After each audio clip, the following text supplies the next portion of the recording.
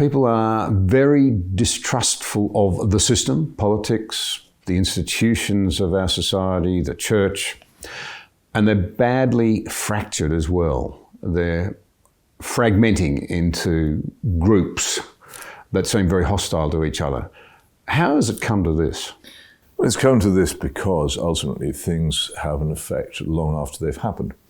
When I was a small child, I lived near the great seaports of Portsmouth and Southampton, and would go down to the beach and watch the great ocean liners, which still then went backwards and forwards across the Atlantic. And there was a game you could play.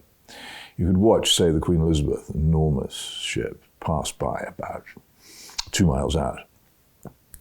And you would then wait for the bow wave to come.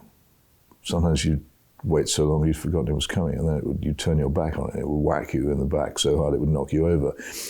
There was a huge distance in time between the event and its effect.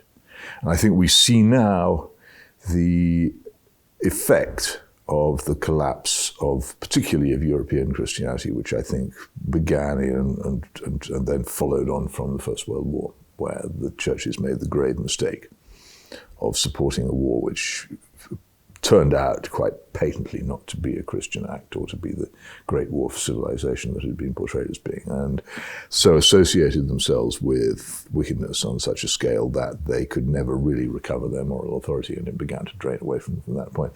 But of course people continue to act. You don't suddenly get an audible click and people suddenly stop behaving in a Christian fashion because the churches are collapsing. The cultural Christianity, the general understanding of Christian rules, the general knowledge of the scriptures, the Sermon on the Mount, persisted in the population and still persists in people of a certain age, but has pretty much vanished. I was reading the other day that thanks to various films and children's fiction, many English children now know the Greek myths far better than they know the Gospels. They simply are not taught the Gospels, for instance. They don't know the parables, which have been a huge influence, for instance, on my life. I don't know them.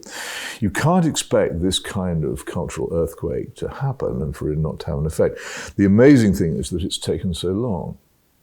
But the wave has finally struck the beach, and people are seeing it. The two great consequences, the two great material consequences of Christianity for the societies in which it's been prevalent are trust, on which almost all serious activities must be based, and the rule of law over power. How can anyone accept that law should be more authoritative than temporal power unless they believe that it has some sort of divine origin? And once that goes, it goes. So these things are departing from among us while we continue to live in highly advanced, physically and technically advanced as well, civilizations, where those advances are ultimately based on trust and the rule of law. In the end, as they depart, those societies will cease to operate as they've done. And I think it is an ineluctable process, which we're lucky only to be seeing the beginning of. So to draw something out of that, when trust breaks down in a democracy, people flee for security. Well, democracy is another question, and I'm not really a Democrat. I don't think that universal suffrage democracy has been a success. I believe that liberty under the law is the great possession of the Anglosphere countries, and that universal suffrage democracy has tended to be inimical to. Indeed, it is inimical to freedom as well, as we've recently seen in Turkey, where universal suffrage democracy has been used to destroy the rule of law, to destroy freedom of speech, thought and assembly, freedom of the press, and to create a very dangerous autocracy. There's another example of that, but under Godwin's law, one must never mention the Nazis. But it's not the only example where democracy has destroyed freedom. But I don't rely particularly on democracy as a defense of the things that I love. It's a thing you just have to put up with. I think the point I was seeking to draw out, though, is that given that you have a democracy, if people become, if you like, afraid, they flee for security. If they think people and institutions are not going to do what they ought to do voluntarily, they flee for the rule book, and that starts to erode freedom. Perhaps what they also do is they flee towards populists, and the Trump phenomenon is an example of this. And it's also said that there are many, many reasons for the Trump phenomenon. In some ways, he behaves much as the left do, which is why they don't like him. In terms of semi-literate intolerance of opponents, the politics of insults and all the rest of it. But The other thing is, of course, that social liberals in Western societies for many, many years imagined that their opponents were all like Donald Trump, and so they ignored them and paid no attention to them. Eventually, they've got a real Donald Trump, and now they're angry. But if they listened to people like me 20 years ago, then they would never have got people like Donald Trump. But they do. But populism is a grave danger. I mean, we have the structures of universal suffrage democracy, and out of it, all kinds of monsters can be born, and I fear the consequences of it. Especially if we get, as I think, I know your own country has different economic problems from mine, but if we get the economic crisis, which seems to me cannot be indefinitely postponed, given the level of particularly of personal debt that we have in this country, then the structures go, then I think the tendency towards some kind of pretty savage populism will be strong.